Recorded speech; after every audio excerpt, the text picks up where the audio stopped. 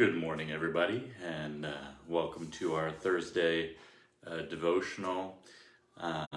This week, as you know, we are having VBS at church, and I'm doing the story time, which is absolutely terrifying for me.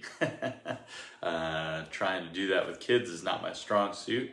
Working on getting better at it, but today, as I was preparing the story for this evening, the story is about the feeding of the 5,000, and I'm always intrigued by the leading up to this miracle. We often talk about the miracle. We often have sermons and stories about the feeding of the 5,000. It's the story that we know really well.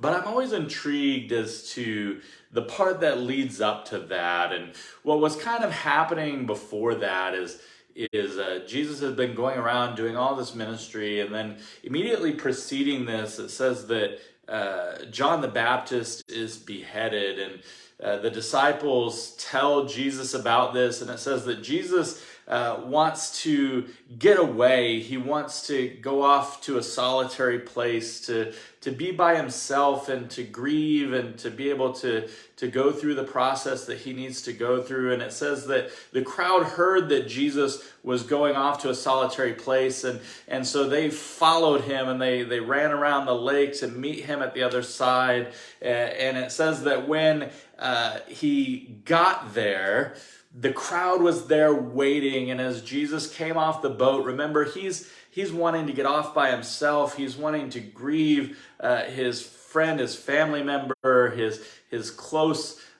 brother almost, as they grew up together. And he's wanting to deal with all of these emotions that are going on, and he's wanting to reconnect with the Father and spend time in prayer.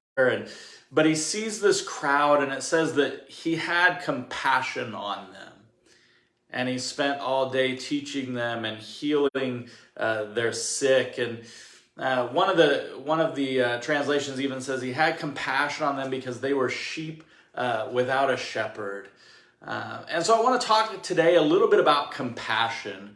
Compassion is this all-encompassing passion that we have for other people, the care that we show to others. It's undeserved, it's unearned. It's just that we care for them, even maybe a little bit at the expense of ourselves. It might be inconvenient, as certainly was for Jesus in this instance. This was not what he wanted to do. This was not how he was feeling at the time. But it says that he has compassion on them and he fulfills their needs. It's based on their needs, not on my own. My care for them is based solely on what I can do for them, not on what benefits me at the time. And it's Jesus takes this time and he begins to teach and to heal. And then it comes to this point where the disciples come and they say, Jesus, we were trying to get away. We were trying to do our thing. It's about dinner time. Maybe we should send these people away.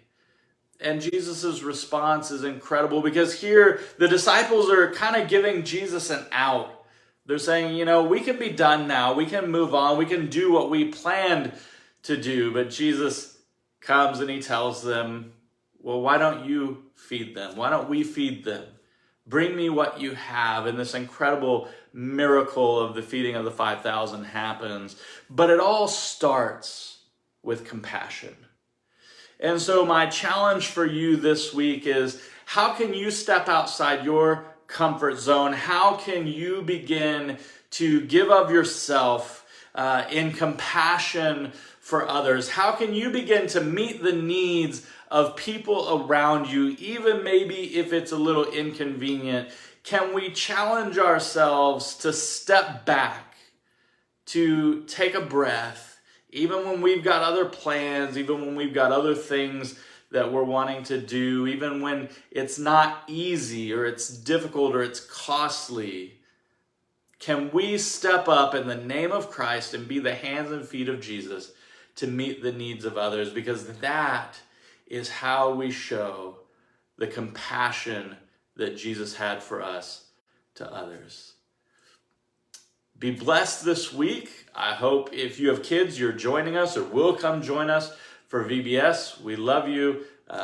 Blessings upon you.